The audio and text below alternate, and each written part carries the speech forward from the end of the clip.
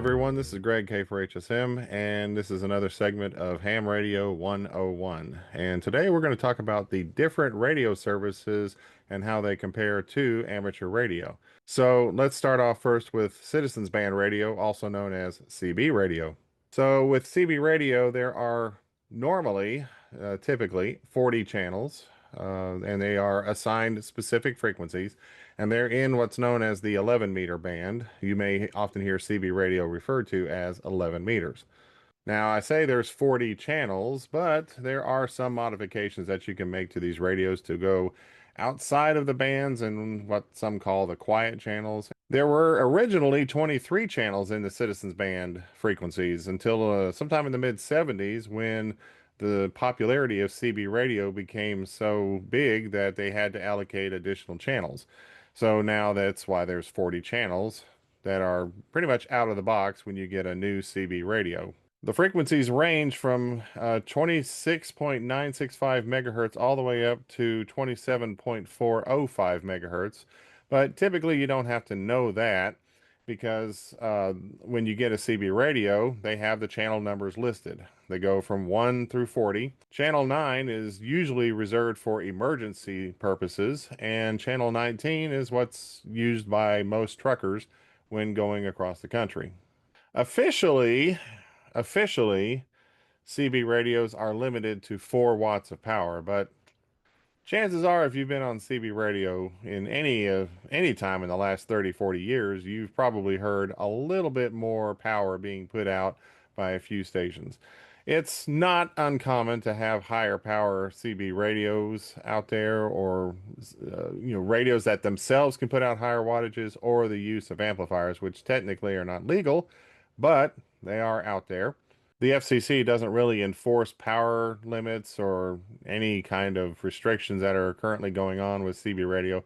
It's kind of a free-for-all. So CB radio basically is AM modulation or single sideband. If you purchase a new CB radio, it may just be AM only if you got the low-end model.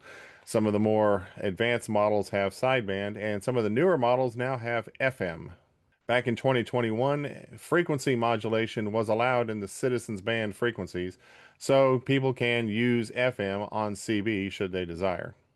And with CB radio, you don't need a license. You can go to a big box store into the electronics department and pick one up, or go online and pick one up. The hardest thing about Citizens Band radio seems to be coming up with a handle or nickname. Back in the 70s, they were actually issuing call signs for Citizens Band radio, but they stopped that practice around 1983. The next two services we're going to talk about kind of go hand in hand, and you'll see why here in a second. But the first is going to be the Family Radio Service, or FRS. FRS was authorized in 1996, and there are 22 channels, and they're in the 462 megahertz band. These frequencies are shared with another service called the General Mobile Radio Service, or GMRS. We'll talk about that here in just a moment. For the FRS, it's originally 500 milliwatts, but now some radios have up to 2 watts of power. You can use 2 watts on some of the channels between 1 and 22. There are some that are restricted back to 500 milliwatts, not just for FRS, but also GMRS. Like Citizens Band, no license is required, so you can pick up a radio at a big box store. They usually come in pairs of 2 or 4, and you and your family can get on the radio. These are typically used in like camping situations, or maybe you're at a park, like a theme park, or someplace where you may be separated from the rest of the family, and it keeps them connected without having to use your cell phone. These radios are typically cheap. They are small, they're compact, and most electronic stores and big box stores carry them at the ready. And as I mentioned earlier, they share their frequencies with GMRS, the General Mobile Radio Service. GMRS has 30 channels. They are, again, in the same frequency range between what FRS shares with channels 1 through 22. They have a few extra channels that they have for repeater use only. Unlike FRS or CB radio, GMRS can use repeaters similar to what ham radio operators can use. Also, unlike FRS, GMRS on some frequencies, you're allowed up to 50 watts of power in order to get your signal out, or if you have a repeater. There are still restrictions, especially in the FRS range, where 5 watts is maximum or 500 milliwatts on some frequencies, even on GMRS. If you're using channels 15 through 22 on FRS or GMRS, you must be licensed. Again, these two services are sharing the same frequencies. So anything from channel 15 through 22, you have to have a GMRS license, technically. In order to get a GMRS license, you don't need to take an exam. You just apply with the FCC through their ULS Universal Licensing System website, and you can get a license for 10 years.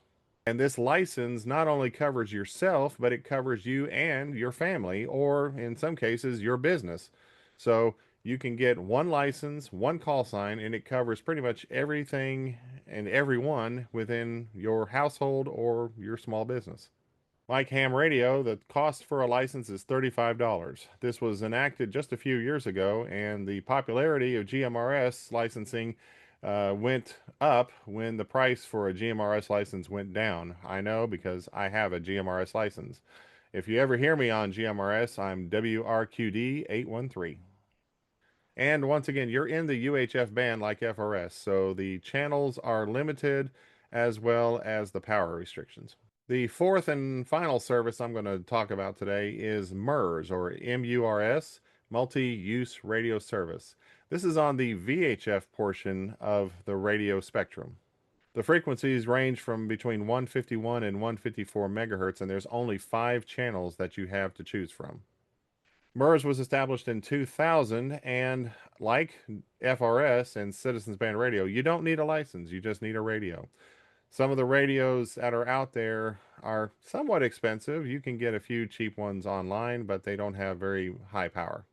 And when I say they don't have high power, they could be in the milliwatts, like 100 milliwatts to 500 milliwatts. The highest power that you can use on MURS is technically 2 watts. So, like the other services mentioned, there are channels. Each channel has their own frequency assigned to it. Okay, so let's talk about amateur radio now. So what makes it so different from these other services I just talked about? Well, for starters, we don't use channels, we just use frequencies. With the exception of the 60 meter band, there really isn't channel designation. 60 meters is a relatively recent addition to the ham radio bands, but we'll talk about that at a later time. Similar to GMRS, you need a license to operate on ham radio, but you also need to take a test in order to get your license. There are 3 license classes: technician, general, and extra. Every now and then you may hear about advanced class operators or novice class operators. These are legacy privileges. These classes were eliminated for the current 3-class structure. Like GMRS, a license costs $35. Like GMRS, you have it for 10 years. Unlike GMRS, you can apply for a vanity call sign. You can choose a call sign as long as you're authorized to use that call sign and you have the right license class. For example, when I was originally licensed, I was KE4HSM.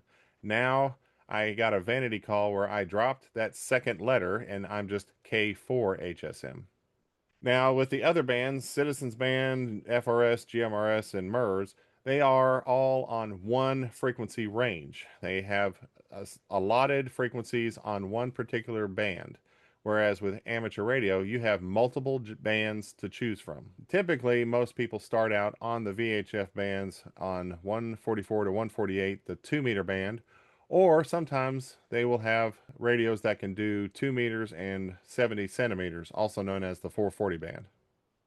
With the FRS, GMRS, and the MURS frequencies, you're on FM modulation, frequency modulation. With ham radio, now there is a band plan, and this is what the band plan kind of looks like. But here you can see the 2-meter band. And when you match the color code to what's over here, you can see that you can operate phone, RTTY, and data basically anywhere on the 2-meter band. And with amateur radio, you can operate, as you can see, RTTY and data, phone and image, which is phone is voice, using your voice. Image is slow scan television or amateur television, moving pictures. Then you have single sideband, you have CW or Morse code. CW stands for continuous wave, by the way. And you can do digital like PSK31 or FT8, which is a very popular mode of digital communication right now. So there are multiple modes that you can operate on multiple bands, multiple frequencies. You have a whole plethora of bands that you can operate on in amateur radio, not just limited to one set of channels or frequencies. And unlike the other services, you're not restricted to low power. In some cases, you have 200 watts. Others, you have up to 1500 watts. And so that's kind of a basic overview of all the different services and how they compare to amateur radio. I briefly touched up on it, but next week we're going to talk about meters, which is the different meter bands that are in ham radio, as well as on the other services and how they compare. So hopefully you'll tune in. And with that, this is Greg K for HSM saying 73s.